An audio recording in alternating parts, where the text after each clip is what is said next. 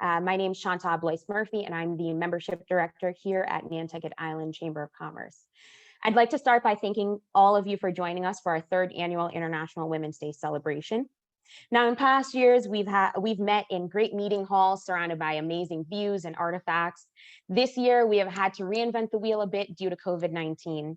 The impact of this pandemic has been particularly difficult on many of us as women. Our roles have shifted, and in addition to the many hats we've previously worn, we have taken on the added roles of teacher, unpaid caregivers, therapists, referees for those of us with multiple children at home, camp counselors, you name it. And while this is exhausting, it's important to think outside of our small island and look at the larger impact of the pandemic on the progress that the brave and great women before us have sacrificed so much for. Therefore, we thought it important this year to stare this pandemic in the face and tell it that we will rise again. Now, our great speaker goes without introduction, but I'd like to tell you just a little bit about her. She's a nonprofit executive, president of the Boston Arts Academy Foundation, mother and philanthropist with a passion for diversity, equity, and inclusion. She was elected as chair of the Massachusetts Commission on the Status of Women in 2020 by her fellow commissioners. However, she's not new to the work of advancing women. She was first appointed to the commission in 2015 and reappointed in 2018 by Massachusetts Governor Charlie Baker. Her past roles include serving as vice chair and treasurer.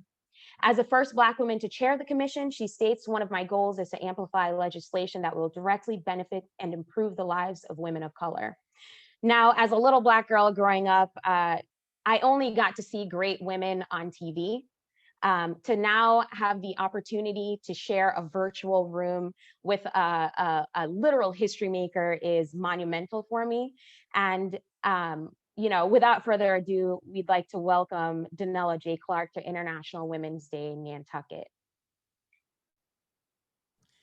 Shanti, thank you so much for that warm and kind introduction. I am thrilled to be with all of you this morning, and certainly thank you for the invitation, and want to thank each and every one of you for your work. This truly has been a challenging time for the women of the Commonwealth, but as you said, we will continue to face this pandemic with vigor, and we will come out on the other side much better. So again, thank you so much for having me this morning.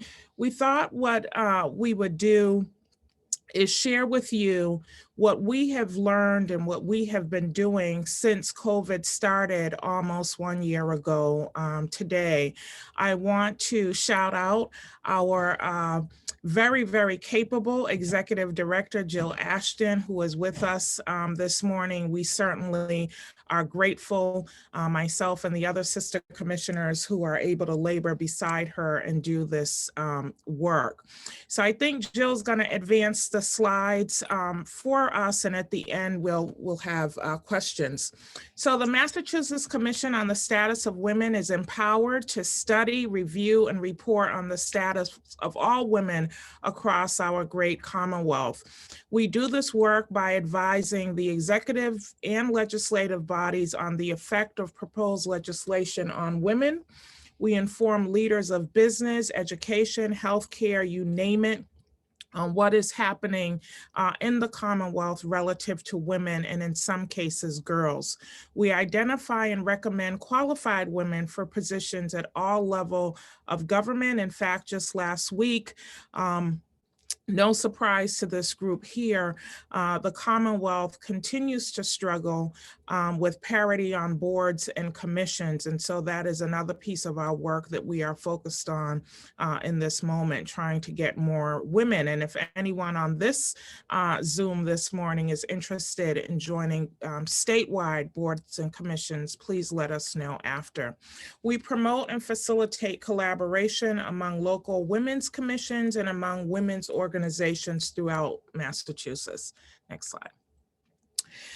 So when COVID-19 hit, it really, aligned our mission. In March of 2020, the commission created a COVID action team that's led by one of our sister commissioners, Audrey Hall. We looked at the impact of COVID-19 related to policies in Massachusetts. We held a virtual hearing. We had a survey.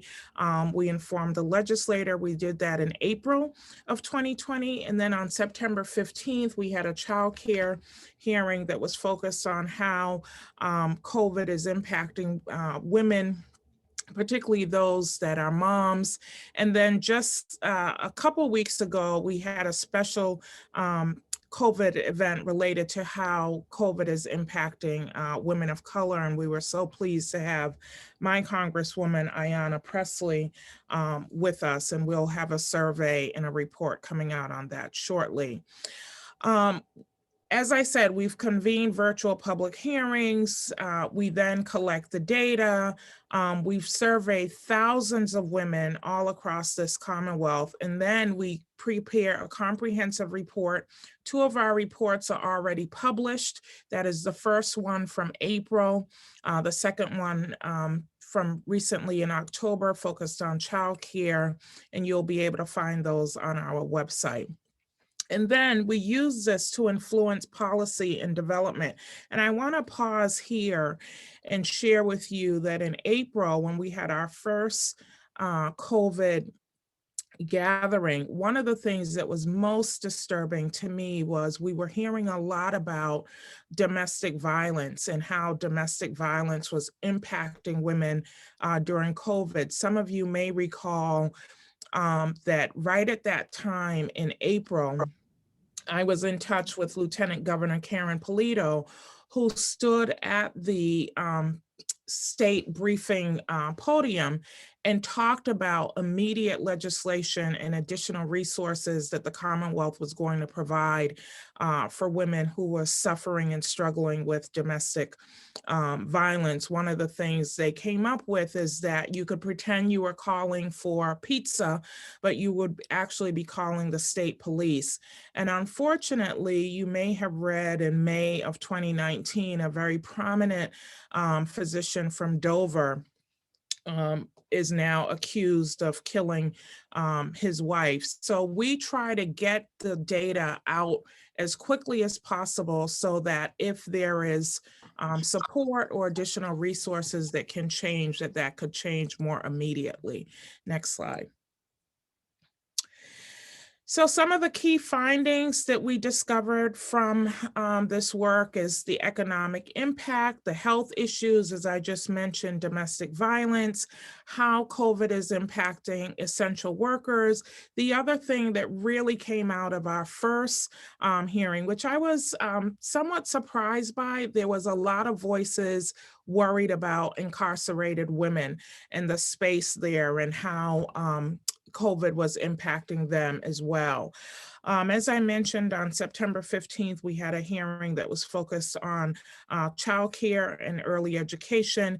And as most of you probably are well aware, in December, the last month of this calendar year, the United States reported losing 140,000 jobs in this country. Unfortunately, they were all women. So many of us, as we prepare for this recovery, we are deeply concerned about women and women losing their place in the workplace, the economic impact on them. Many, as I said, are essential workers, access to affordable quality childcare and education.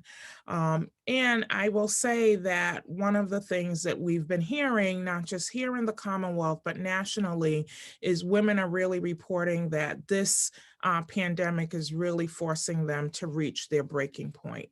Next slide. Women's work, opportunity, and achievement. This is a data point. And again, immediately following this, we're happy to share these slides with all of you. But 53% of women have reported that they have reduced their hours or are considering reducing their hours. 39% reported that changes in childcare and educational arrangements have affected their performance. It's kind of hard to be trying to work remotely and teach help your child as well to learn. And 21% have reported considering quitting their job. Now, I will say this was now 4 or 5 months ago, and I would imagine that as this pandemic rages on, these numbers have more than likely increased. Next slide.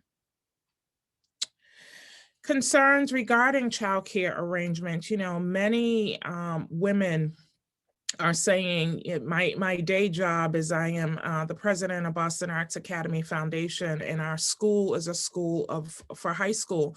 So not only are adults, women suffering from mental health, increased inability to work, the finances, all of those challenges, I think that becomes compounded when you are dealing with either childcare issues, elder care issues, and these concerns just continue. Next slide. Challenges to business. Survey respondents are included as small women business owners. These working mothers reported struggling to balance childcare, educational responsibilities, the responsibilities of being an employer, and also managing a business. Next slide. The other thing that we have all seen, right, not just here in the Commonwealth, but all across the country, there are more people, and again, led by women, that are having to go to food banks, go to their local churches for food pantries. It just, the food insecurity challenge is also really, really significant. Next slide. Housing insecurity. This is another thing that we've heard a lot about, that many women are worried about paying their rent. They're worried about paying their mortgage, losing their homes. We know that throughout the pandemic, there's been some back and forth on moratoriums on mortgages, situation on rents and utilities. And you think about, particularly in urban areas or low-income areas in the Commonwealth, if you don't have electricity or internet, how is your child going to do remote learning at home? So housing insecurity is also a huge challenge for us. Next slide.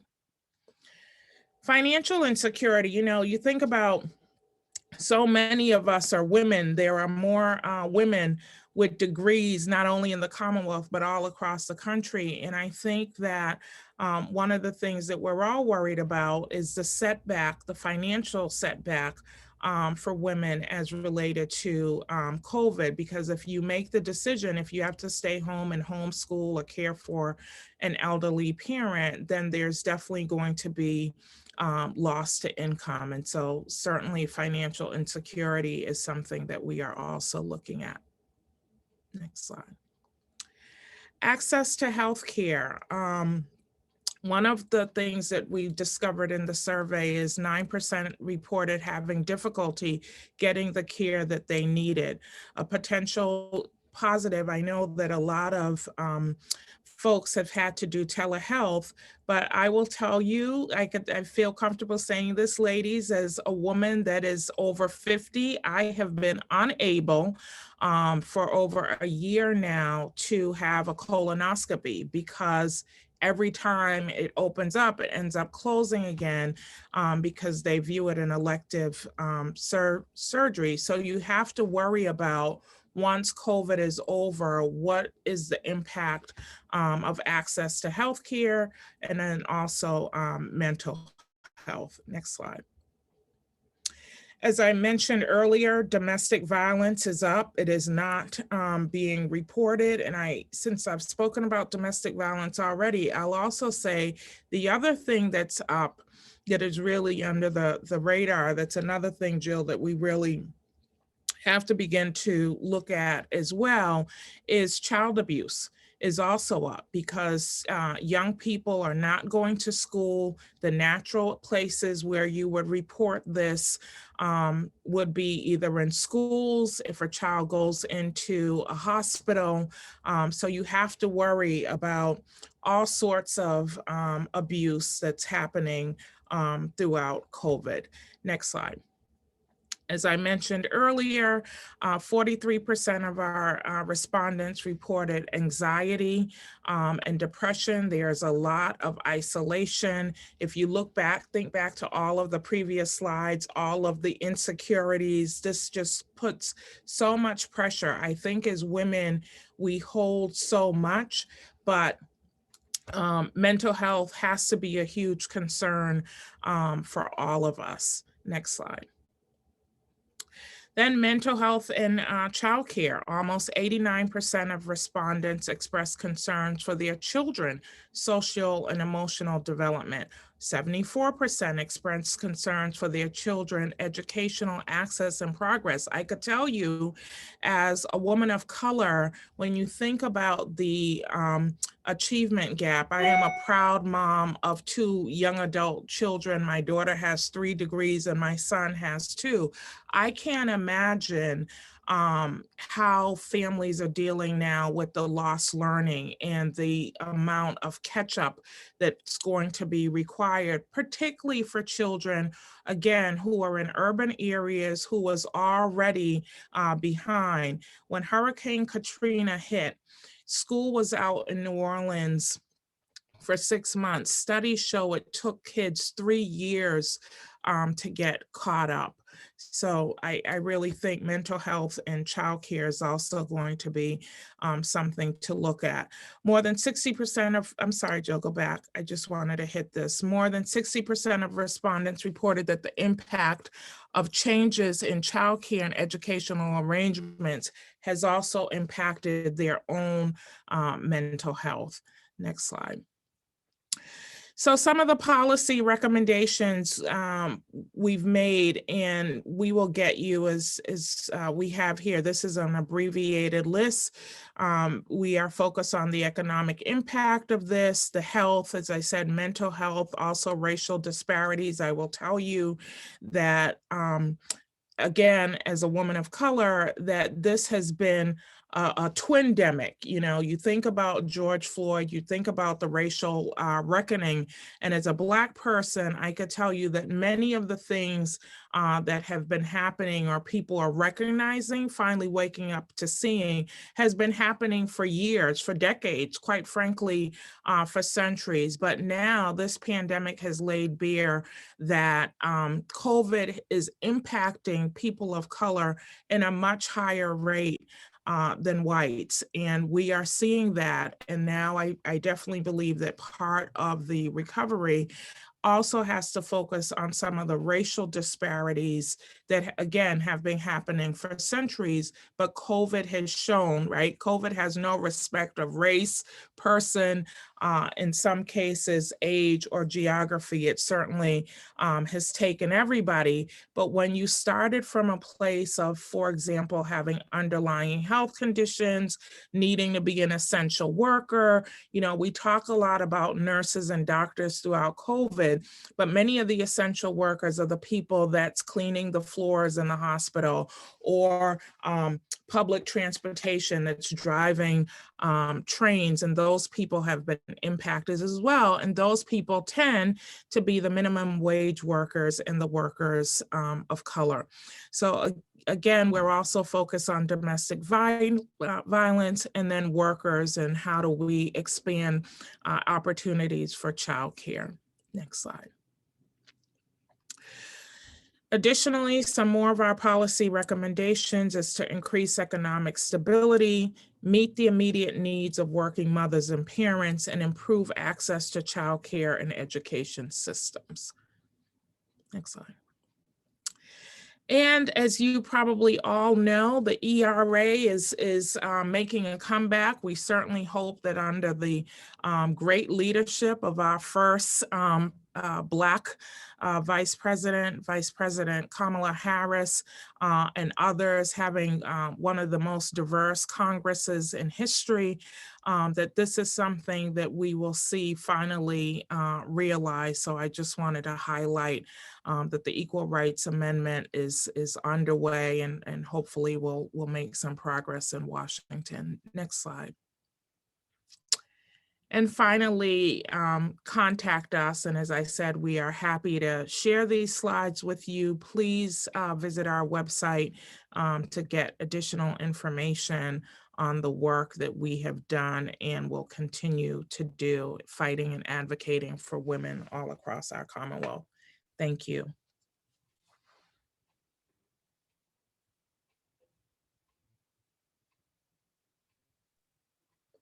Questions?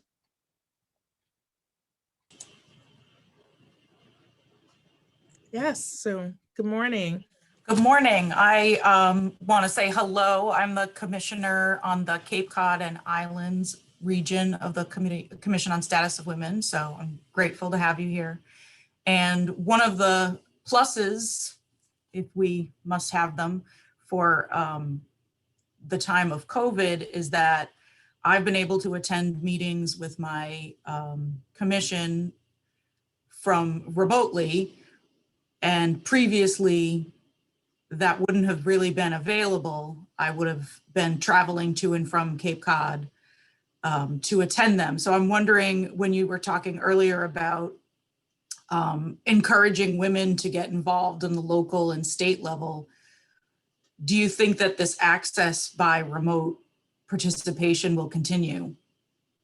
Absolutely. In fact, when we met with Governor Baker and Lieutenant Governor Polito a couple of months ago, we actually talked about how we've seen increased participation on the state agency. We have women coming from the Berkshires, from down where you are, the South Coast, and we've seen additional folks not having to have the commute challenges. And so we've put forth requests in a legislation to keep this post-pandemic. You know, not everything, to your point, Sue, has been bad about the pandemic.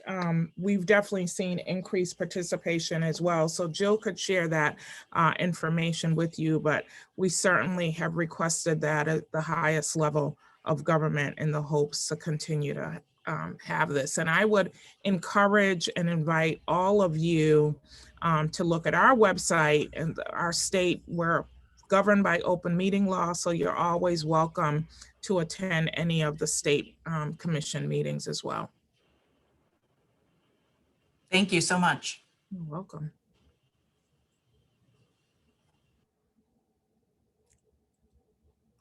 Hi. Hi, just a quick question. Thank you so much. You know, I keep thinking about the theme for this year, which is, I believe it's Stronger Together.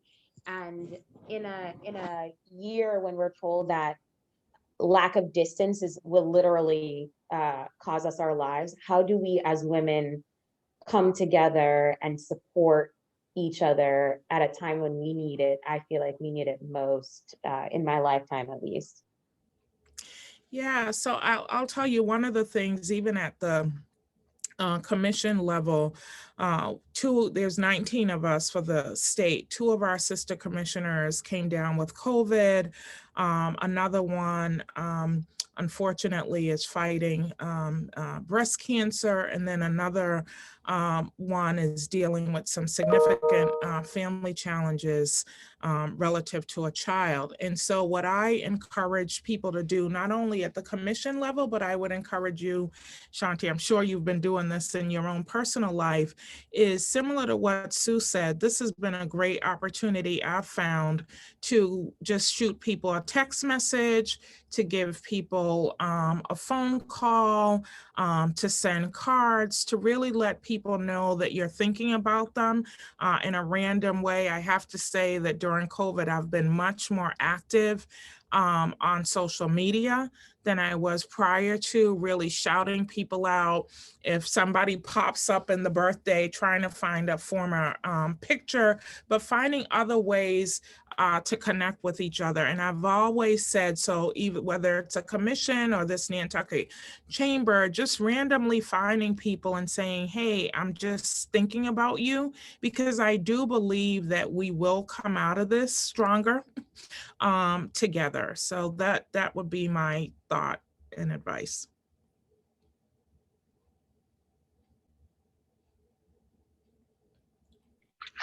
Melissa, it looked like you had a question if you want to go ahead. I do. Thank you so much. Hi, Denella. Thank you so much for being here today. I'm not feeling well, so I was staying to the sideline, but I'm the interim president here.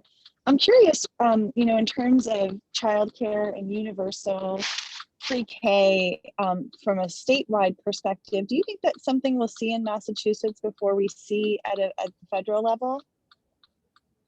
And what's the temperature at the state house for universal pre-K? I'm going to let Jill answer that because I know that there has been some movement at our child care hearing. It's funny, we had Catherine Clark and Senator Warren at the federal level, but Jill can answer sort of where we are at the state.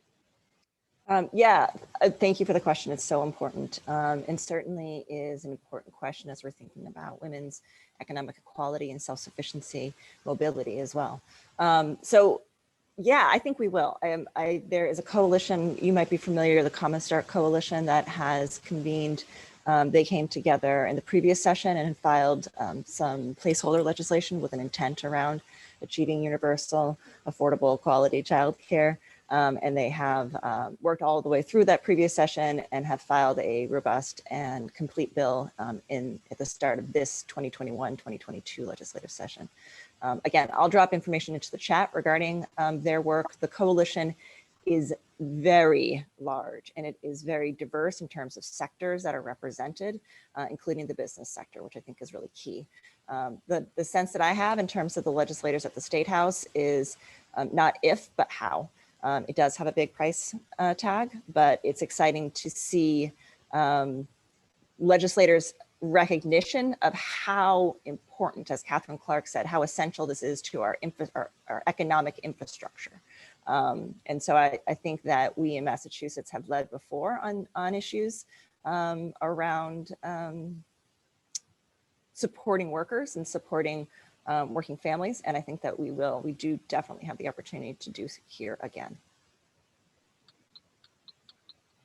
That's great.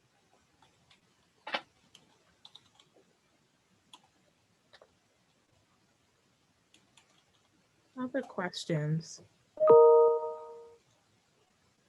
Well, I have a question for all of you. What has kept you, since we have a small group, I would love to hear, no pressure, but what sort of kept you motivated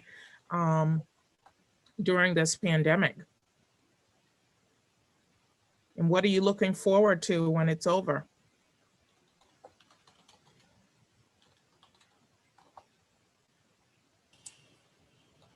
I'm looking forward to hugs. Yes. Just to connect with people. Anyone else? One thing that kept me going was spending time outside in nature. That was really huge. And I agree. I'm looking forward to hugs too. I agree. Nature has been huge for me. This is the first year that I planted a legitimate garden and that was amazing. I think what I'm looking forward to really is being able to travel. I've never really cared about traveling, but I've got like a really long list now of where I plan to go. So. Anyone else? Yeah. What's kept me going? I don't even think I can really call myself a newlywed anymore, but fairly newly married in the last few years, and we have a 3-year-old as well. And what's kept me going is I feel like this past year I've gotten to know my husband and my son in a way that I couldn't even believe that I didn't know them before, because we were always so busy working. So I've appreciated that. Being able to, spend time outside with them and actually go to the beach and climb trees and, nurse wounds that I would have been at work not being able to take care of. And the thing I'm looking forward to the most is sitting on Charity Grace's back porch and drinking wine and staring at her garden. I love that. I love that. Anyone else? News. Thank you Did you want to say something, Melissa? so much. Oh, sure. Yeah. I love what everyone has already said, but I'm also hugs, absolutely. Travel. But I realize that one thing that I enjoy, whatever community I'm in, whether I'm visiting or even here on Nantucket, is just watching people outside enjoying themselves, or just that sense of community when we're maybe all downtown shopping or getting a bite to eat, just feeling that sense of community again. I've missed bumping into people and having an unmasked impromptu chat for 15 minutes. So that's what I'm looking forward to. In addition to hugs, and if I'm lucky, I'll get wine and Charity Grace's back deck too. Now, are you all on the island of Nantucket? No, not everyone. Some. Or in the Cape Cod area? No, I see, no. Because the reason I ask is I tell you every August I go to the vineyard, and I have to say, even though it was August and it was COVID, it was still pretty crowded. So I wondered what Nantucket was like, but what it will be like in the summer. It was still, it was a good amount of people. I was surprised. Some things were closed and the clubs weren't open on circuit, but it was still a good amount of people there. I think by August, and that was August of 2020. I imagine it'll be in full effect in summer of 2021. So any other questions or comments or thoughts? I just want to say to your question of what you're looking forward to the most, of mine would be actually seeing people's smiles in person versus through a mask. Yes. Because you can't honestly read a person through a mask. It's kind of hard sometimes. So it's going to be nice to see those faces in person without the mask and being able to hug people, because I'm a hugger. But just ready for that. And I think that if things go well, we were pretty busy last summer, but I think that this summer will be a good one here on island. Yeah. Be interesting to see, even when most of the country is vaccinated, if by the summer, if people will take their masks off or still wear them. Yeah. I'll take mine off happily.